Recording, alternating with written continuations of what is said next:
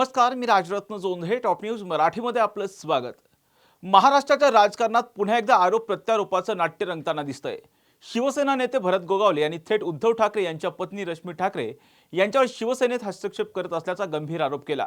तर याला प्रत्युत्तर देताना ठाकरे गटाचे नेते वसंत मोरे यांनी भरत गोगावले यांच्यावर अघोरी पूजा केल्याचा गंभीर आरोप केलाय.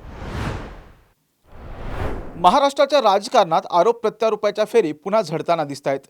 रोजगार हमी मंत्री भरत गोगावले यांनी नुकतंच उद्धव ठाकरे यांच्या पत्नी रश्मी ठाकरे यांच्यावर शिवसेनेत थेट राजकीय हस्तक्षेपाचा आरोप केला.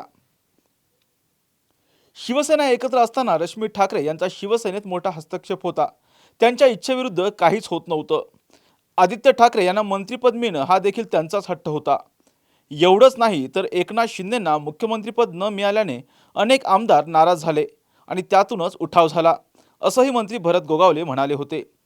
याला प्रत्युत्तर देताना पुण्याचे शिवसेना ठाकरे गटाचे नेते वसंत मोरे यांनी भरत गोगावले यांच्यावर अत्यंत गंभीर आरोप केलेत. 18 ऑक्टोबर 2024 रोजी भरत गोगावले यांनी त्यांच्या घरात उज्जैनच्या बागलामुखी मंदिरातून महाराज बोलावून अघोरी पूजा केली होती. त्यासाठी 11 महाराज आणले होते.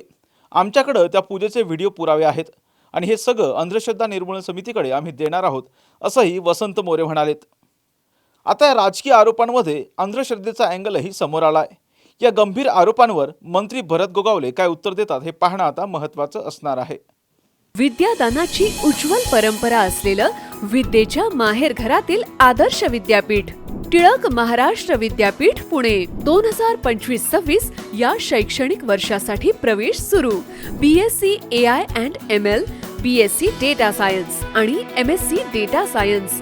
अत्याधुनिक सुविधा असलेले ISO 21001 मान्यताप्राप्त टिळक महाराष्ट्र विद्यापीठ पुणे.